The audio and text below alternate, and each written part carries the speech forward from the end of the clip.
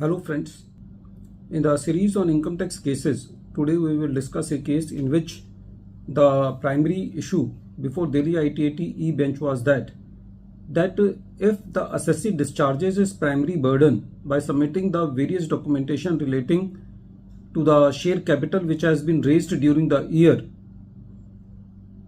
then in that case, if the assessing officer makes the addition under section 68 in the last 33 days of the assessment without doing any independent inquiry, without appointing any inspector, or without taking the help of the investigation wing, just on the basis that the summons issued has been served, the summons had not been served, so whether in that case the addition without further inquiry is justified. This issue has been taken up by Delhi ITAT E-Bench in the case of Intellectual Securities Private Limited versus Deputy Commissioner of Income Tax, and this case is reported in 94 ITR Tribunal at page number 409. The date of the judgment is 12th January 2022. The present case relates to the assessment year 10-11. In the present case, the facts of the case are like this. The assessee has issued the share capital of rupees 40 crore including the share premium. The assessee submitted various documents for the identity, genuineness and credit worthiness of the share subscribers. When the assessing officer issued the notice under section 148, then he kept mum for 9 months, and in the last 33 days he concluded the whole assessment and made the addition of rupees 40 crore.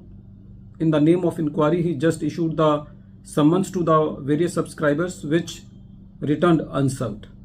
So just on the basis, the assessing officer made a belief that the assessee is a dummy entity and made the addition of 40 crore rupees.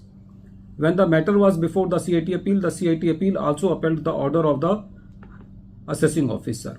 So the assessee filed the appeal before the tribunal. When the tribunal heard the matter, the tribunal was of the very primary view that the assessing officer is duty bound to make the inquiry. The tribunal said that in the present case the relevant details were on record and it was very clear that the assessee has discharged the primary burden. The tribunal said that mere rejection of evidence without giving reasons is against the spirit of the law. The tribunal said that in the present case the assessing officer has not brought on record anything adverse to the assessee. The tribunal said that the whole assessment proceedings were completed in just 33 days by making the addition of rupees 40 crores.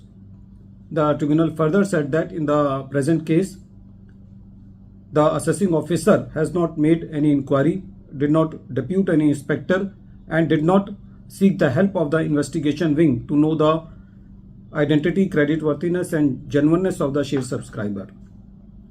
It was further said that in the present case the assessing officer was duty bound to pick up the addresses, the names, locations and carry out further investigations. Friends, nowadays it has been seen that when the assessing officer receives some information from the investigation wing on the basis of statement of some entry operators, then that information is taken as gospel truth because the assessing officers do have the number of the cases. So whatever the submission the assessee gives in the form of proving the identity, genuineness and credit worthiness of the share subscriber, they just write a standard sentence in the assessment orders that your submissions have been considered but they are not tenable, and since some statements have been given by some entry operators, then without providing the opportunity of cross-examination, they make the additions under section 68, creating high-pitch assessment demands which runs into crores of rupees. So this was the perfect example of this type of cases where the assessee is submitting all the documents.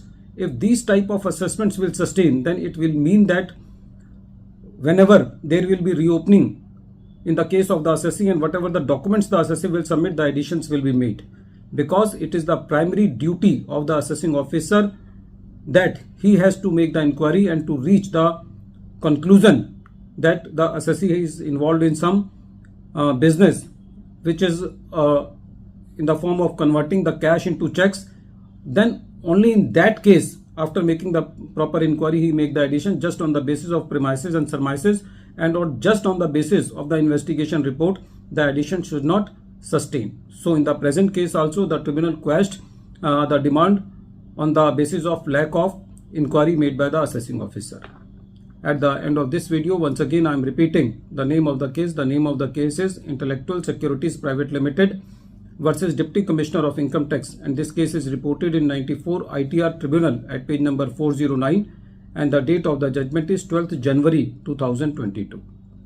Thank you, friends.